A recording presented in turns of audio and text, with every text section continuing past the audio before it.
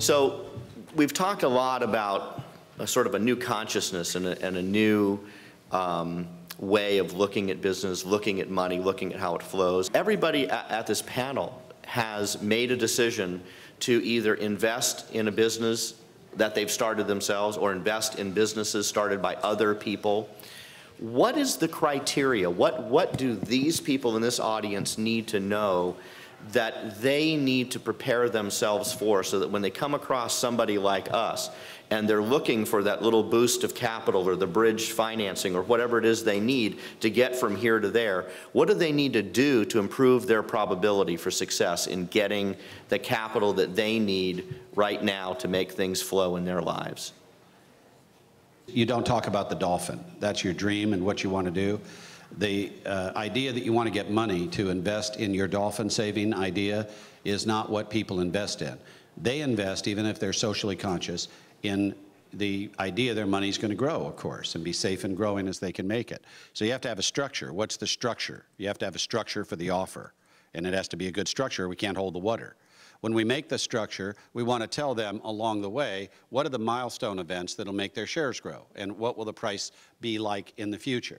And if you can outline those milestone events and you can describe them fundamentally, it's not hard and it doesn't take long to learn it.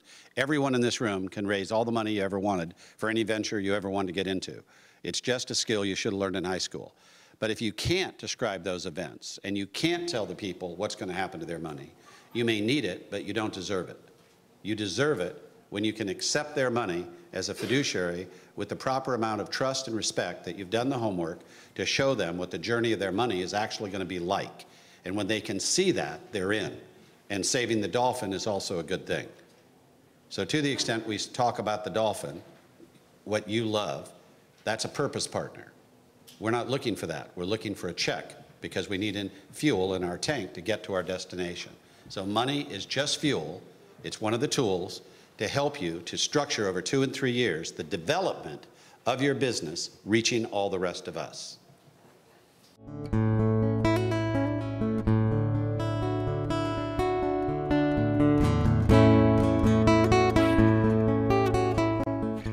And you know, it's a tricky thing when you take on other people's money, because you want them, I do, I want them to be into the purpose and the mission, but the truth is, they might be, they might not be. But even if they are, if their money doesn't make money, they won't be.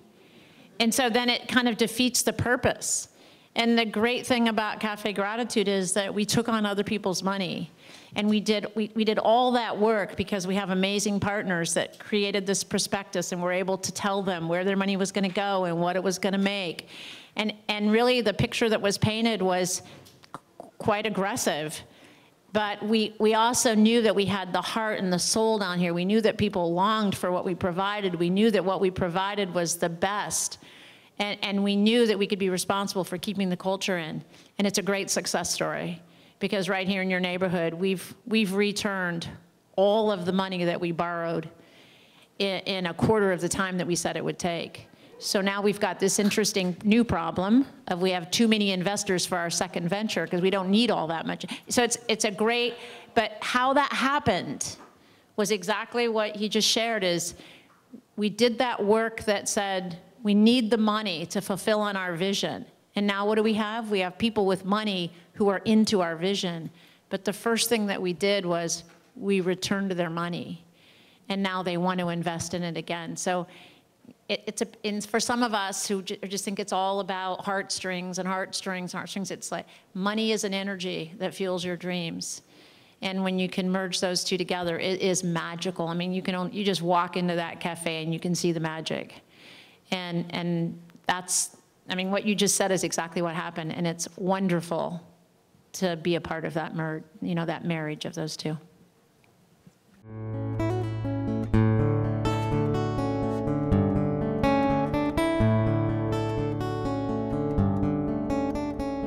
With regard to business, I had my first business 20 years ago and I sold it. And I remember I thought the thing was being successful in business and being able to sell your business and having a big old fat check in the bank. And that was the saddest day of my life when I sold my business, because I said, now what? And I realized the journey is the thing.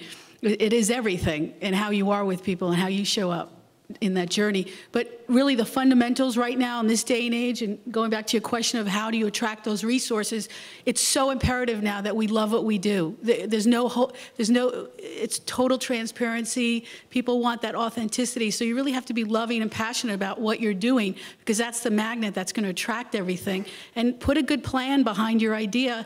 And for God's sakes, the Lone Ranger syndrome isn't sexy anymore. Build a team. You really have to have those people around you to support you. There's some great, great talent out there, and you don't have to do it alone. And I find those three things absolutely always attract everything that you need. Every dollar, every marketing channel, everything comes from those elements.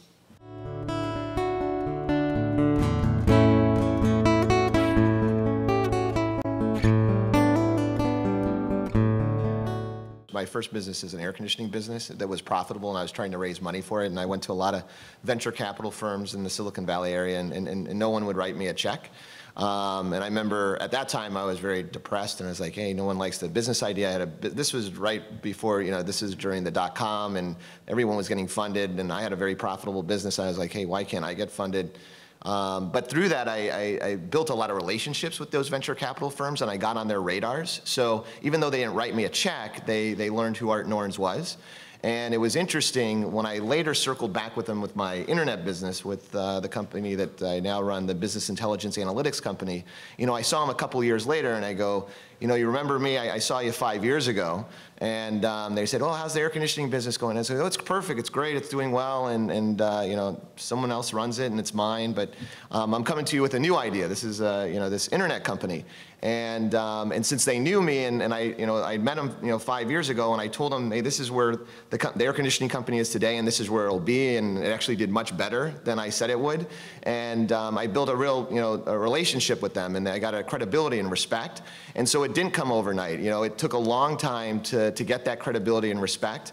And so you got to be patient, but I've worn through a lot of shoes. If you look at all my shoes, I spend a lot of time in front of people, and it's a lot of failure. But it's interesting how a lot of those guys, like I went to Goldman Sachs, and they never got a check from them. Now we're fortunate, a lot of people want to put money into us, but it's been a really tight, hard road, and it's getting your name out there and getting on the radar of organizations, and then delivering what you say you're going to deliver is very, very important.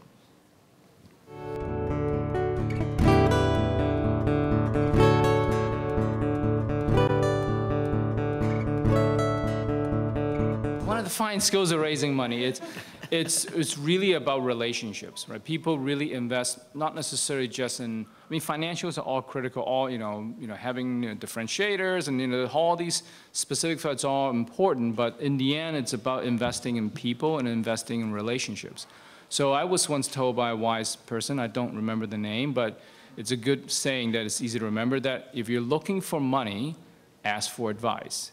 If you're looking for advice, ask for money.